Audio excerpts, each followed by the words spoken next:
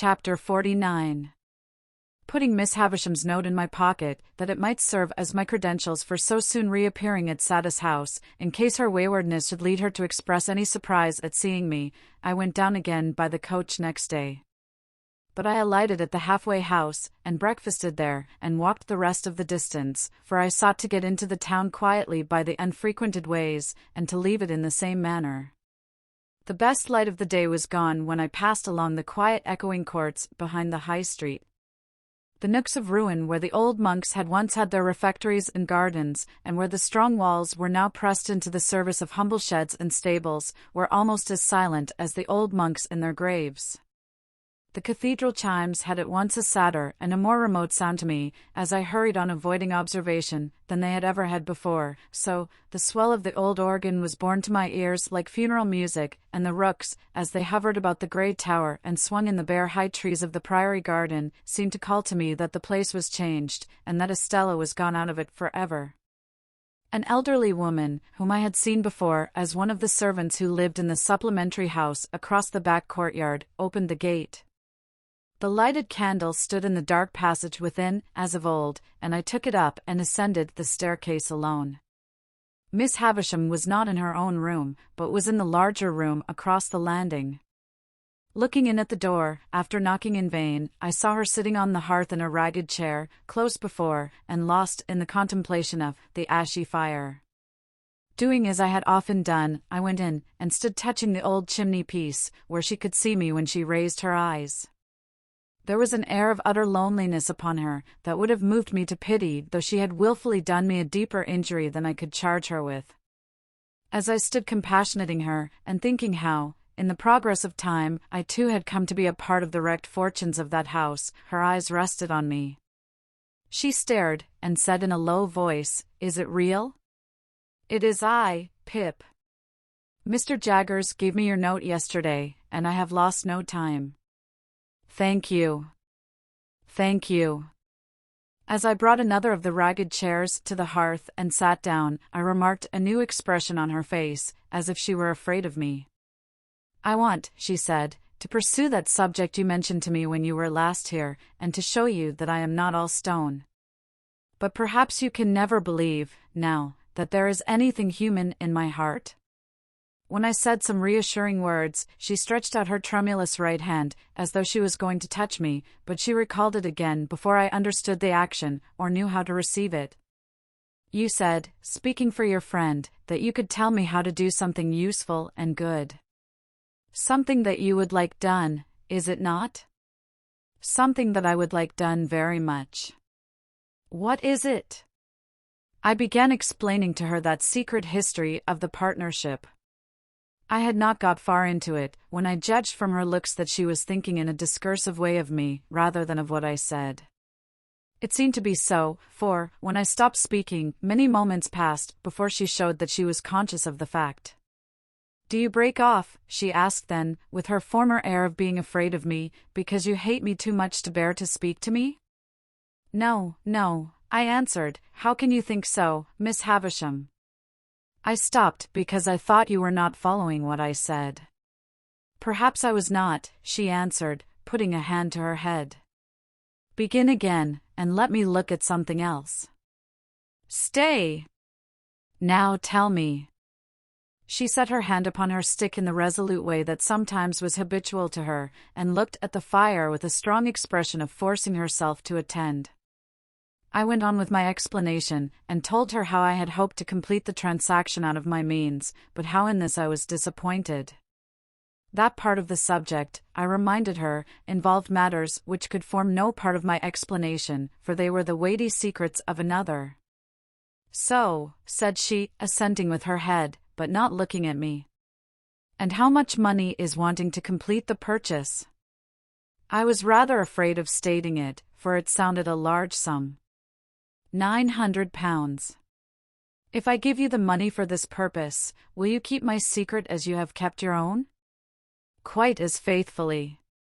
"And your mind will be more at rest?" "Much more at rest." "Are you very unhappy now?" She asked this question, still without looking at me, but in an unwonted tone of sympathy. I could not reply at the moment, for my voice failed me. She put her left arm across the head of her stick, and softly laid her forehead on it. I am far from happy, Miss Havisham, but I have other causes of disquiet than any you know of.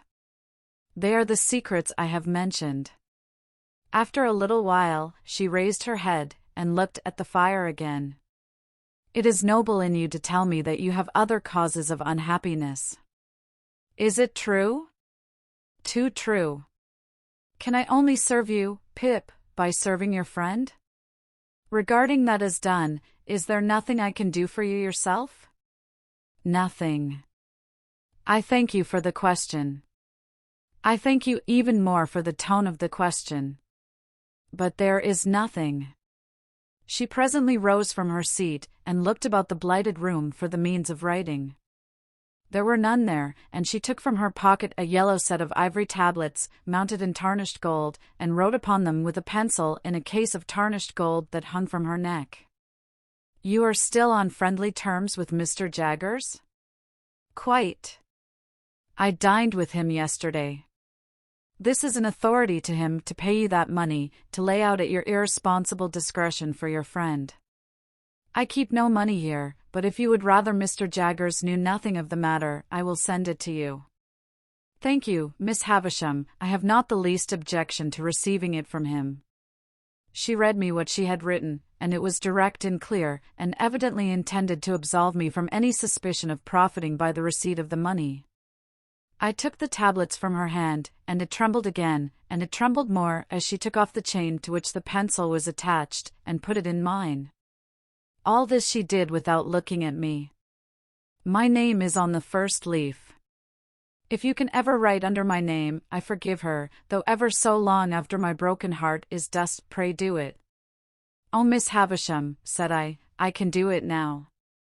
There have been sore mistakes, and my life has been a blind and thankless one, and I want forgiveness and direction far too much, to be bitter with you. She turned her face to me for the first time since she had averted it, and, to my amazement, I may even add to my terror, dropped on her knees at my feet, with her folded hands raised to me in the manner in which, when her poor heart was young and fresh and whole, they must often have been raised to heaven from her mother's side. To see her with her white hair and her worn face kneeling at my feet gave me a shock through all my frame. I entreated her to rise, and got my arms about her to help her up, but she only pressed that hand of mine which was nearest to her grasp, and hung her head over it and wept. I had never seen her shed a tear before, and, in the hope that the relief might do her good, I bent over her without speaking. She was not kneeling now, but was down upon the ground. Oh, she cried, despairingly. What have I done? What have I done? If you mean, Miss Havisham, what have you done to injure me, let me answer. Very little. I should have loved her under any circumstances. Is she married? Yes. It was a needless question, for a new desolation in the desolate house had told me so. What have I done? What have I done? She wrung her hands, and crushed her white hair, and returned to this cry over and over again. What have I done? I knew not how to answer, or how to comfort her. That she had done a grievous thing in taking an impressionable child to mold into the form that her wild resentment, spurned affection, and wounded pride found vengeance in, I knew full well. But that, in shutting out the light of day, she had shut out infinitely more, that, in seclusion, she had secluded herself from 1,000 natural and healing influences, that, her mind, brooding solitary, had grown diseased, as all minds do and must and will that reverse the appointed order of their Maker, I knew equally well. And could I look upon her without compassion, seeing her punishment in the ruin she was, in her profound unfitness for this earth on which she was placed, in the vanity of sorrow which had become a master mania, like the vanity of penitence, the vanity of remorse, the vanity of unworthiness, and other monstrous vanities that have been curses in this world? Until you spoke to her the other day, and until I saw in you a looking-glass that showed me what I once felt myself, I did not know what I had done. What have I done? What have I done? And so again, 20, 50 times over, what had she done? Miss Havisham, I said, when her cry had died away, you may dismiss me from your mind and conscience. But Estella is a different case, and if you can ever undo any scrap of what you have done amiss in keeping a part of her right nature away from her, it will be better to do that than to bemoan the past through 100 years. Yes, I know it. But, Pip, my dear. There was an earnest womanly compassion for me in her new affection. My dear! Believe this, when she first came to me, I meant to save her from misery like my own. At first, I meant no more. Well, said I hope so. But as she grew, and promised to be very beautiful, I gradually did worse, and with my praises, and with my jewels, and with my teachings, and with this figure of myself always before her, a warning to back and point my lessons, I stole her heart away, and put ice in its place. Better, I could not help saying, to have left her a natural heart, even to be bruised or broken. With that, Miss Havisham looked distractedly at me for a while, and then burst out again. What had she done? If you knew all my story, she pleaded, you would have some compassion for me and a better understanding of me. Miss Havisham, I answered, as delicately as I could, I believe I may say that I do know your story, and have known it ever since I first left this neighborhood. It has inspired me with great commiseration, and I hope I understand it and its influences. Does what has passed between us give me any excuse for asking you a question relative to Estella? Not as she is, but as she was when she first came here? She was seated on the ground, with her arms on the ragged chair, and her head leaning on them. She looked full at me when I said this, and replied, Go on. Whose child was Estella? She shook her head. You don't know? She shook her head again. But Mr. Jaggers brought her here, or sent her here? Brought her here. Will you tell me how that came about? She answered in a low whisper and with caution, I had been shut up in these rooms a long time, I don't know how long, you know what time the clocks keep here, when I told him that I wanted a little girl to rear and love, and save from my fate. I had first seen him when I sent for him to lay this place waste for me, having read of him in the newspapers, before I and the world parted. He told me that he would look about him for such an orphan child. One night he brought her here asleep, and I called her Estella. Might I ask her age then? 2 or 3. She herself knows nothing, but that she was left an orphan and I adopted her. So convinced I was of that woman's being her mother, that I wanted no evidence to establish the fact in my own mind. But, to any mind, I thought, the connection here was clear and straight. What more could I hope to do by prolonging the interview? I had succeeded on behalf of Herbert, Miss Havisham had told me all she knew of Estella, I had said and done what I could to ease her mind. No matter with what other words we parted. Twilight was closing in when I went downstairs into the natural air. I called to the woman who had opened the gate when I entered, that I would not trouble her just yet, but would walk round the place before leaving. For I had a presentiment that I should never be there again, and I felt that the dying light was suited to my last view of it. By the wilderness of casks that I had walked on long ago, and on which the rain of years had fallen since, rotting them in many places, and leaving miniature swamps and pools of water upon those that stood on end, I made my way to the ruined garden. I went all round it, round by the corner where Herbert and I had fought our battle, round by the paths where Estella and I had walked. So cold, so lonely, so dreary all. Taking the brewery on my way back, I raised the rusty latch of a little door at the garden end of it, and walked through. I was going out at the opposite door, not easy to open now, for the damp wood had started and swelled, and the hinges were yielding, and the threshold was encumbered with a growth of fungus, when I turned my head to look back. A childish association revived with wonderful force in the moment of the slight action, and I fancied that I saw Miss Havisham hanging to the beam. So strong was the impression, that I stood under the beam shuddering from head to foot before I knew it was a fancy, though to be sure I was there in an instant. The mournfulness of the place and time, and the great terror of this illusion, though it was but momentary, caused me to feel an indescribable awe as I came out between the open wooden gates where I had once wrung my hair after Estella had wrung my heart. Passing on into the front courtyard, I hesitated whether to call the woman to let me out at the locked gate of which she had the key, or first to go upstairs and assure myself that Miss Havisham was as safe and well as I had left her. I took the latter course and went up. I looked into the room where I had left her, and I saw her seated in the ragged chair upon the hearth close to the fire, with her back towards me. In the moment when I was withdrawing my head to go quietly away, I saw a great flaming light spring up. In the same moment I saw her running at me, shrieking, with a whirl of fire blazing all about her, and soaring at least as many feet above her head as she was high. I had a double-caped great coat on, and over my arm another thick coat. That I got them off, closed with her, threw her down, and got them over her, that I dragged the great cloth from the table for the same purpose, and with it dragged down the heap of rottenness in the midst, and all the ugly things that sheltered there, that we were on the ground struggling like desperate enemies, and that the closer I covered her, the more wildly she shrieked and tried to free herself. That this occurred I knew through the result, but not through anything I felt, or thought, or knew I did. I knew nothing until I knew that we were on the floor by the great table, and that patches of tinder yet alight were floating in the smoky air, which, a moment ago, had been her faded bridal dress. Then, I looked round and saw the disturbed beetles and spiders running away over the floor, and the servants coming in with breathless cries at the door. I still held her forcibly down with all my strength, like a prisoner who might escape, and I doubt if I even knew who she was, or why we had struggled, or that she had been in flames, or that the flames were out, until I saw the patches of tinder that had been her garments no longer alight but falling in a black shower around us.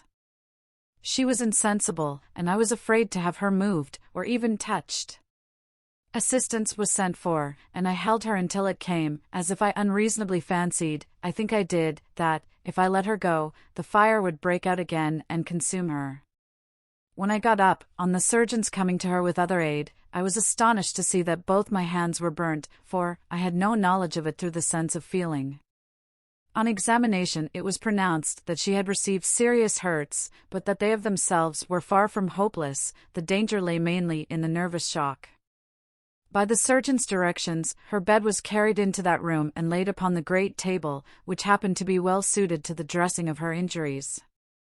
When I saw her again, an hour afterwards, she lay, indeed, where I had seen her strike her stick, and had heard her say that she would lie one day.